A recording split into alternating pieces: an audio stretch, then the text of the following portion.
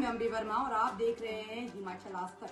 तो चलिए नजर डालते हैं इस वक्त की कुछ खास खबरों पर। आज गांव कालंग में हरे सिंह करमचंद प्रताप चंद के घर में आग लगने से पूरा घर क्षतिग्रस्त हो गया। माननीय मुख्य संसदीय सचिव श्री सुंदर सिंह ठाकुर जी ने मौके पर जाकर जायजा लिया और फौरी राहत के तौर पर तीनों परिवारों को 25,000 रुपए दिए और हर संभव सहायता देने का आश्वासन दिया।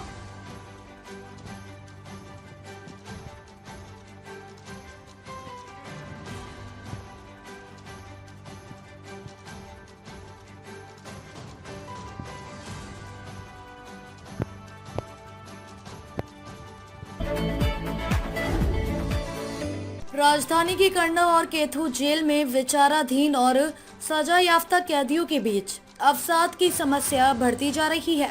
हाल ही में हुए चिकित्सा जांच अभियान में यह तथ्य सामने आया है कि हर 7 में से एक कैदी मानसिक स्वास्थ्य समस्याओं का सामना कर रहा है, जिनमें अधिकांश 35 से 40 साल की उम्र के युवा शामिल हैं। जेल प्रशासन ने अवसाद से ग्रसित कैदियों के लिए मनोवैज्ञानिक इलाज का प्रावधान किया है। मनोचिकित्सक डॉक्टर इन कैदियों की काउंसलिंग कर उनके मनोबल को बढ़ाने का प्रयास कर रहे हैं। विशेष रूप से अपराध और नशे के धंधे में शामिल कैदियों को सही मार्ग पर लाने के लिए उन्हें मार्गदर्शन दिया जा रहा है, ताकि वे जेल से बाहर निकलने के बाद एक साफ सुथरे जीवन की ओर बढ़ सकें। इस मुहिम का उद्देश्य मानसिक स्वास्थ्य दिवस के अवसर पर अवसाद के शिकार कैदियों को उचित सहायता और समर्थन प्रदान करना है, ताकि वे अपनी समस्या से निजात पा सकें और बेहतर भविष्य की ओर बढ़ सकें।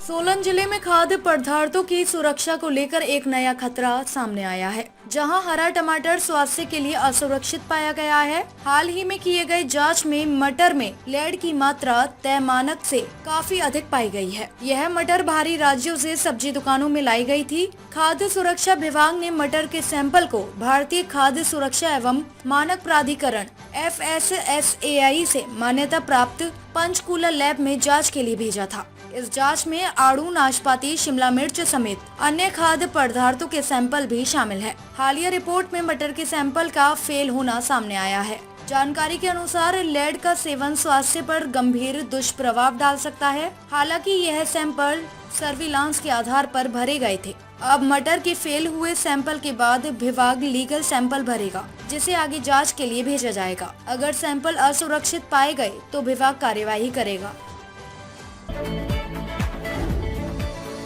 हिमाचल प्रदेश में राशन कार्ड पोर्टेबिलिटी योजना की कार्यान्वयन प्रक्रिया ठप हो गई है। उपभोक्ताओं को इस योजना के तहत आवश्यक राशन नहीं मिल रहा है, जिससे उन्हें काफी कठिनाइयों का सामना करना पड़ रहा है। योजना के अनुसार उपभोक्ता राज्य के किसी भी डिपो से राशन प्राप्त कर सकते हैं, लेकिन डिपो में स्थापित पॉश मशीनों में राशन कार्ड की एंट्री नहीं हो पा रही है। इस योजना की शुरुआत में लोगों को राशन मिलने लगा था, लेकिन सॉफ्टवेयर में लगातार आ रही खराबियों ने इसे प्रभावित किया है। अब खाद्य नागरिक एवं उपभोक्ता मामले विभाग इस योजना को सफल बनाने के लिए NIC के साथ मिलकर प्रयास कर रहा है। उपभोक्ताओं की समस्याओं को हल करने के लिए जल्द से जल्द उचित कदम उठाने की आवश्यकता है।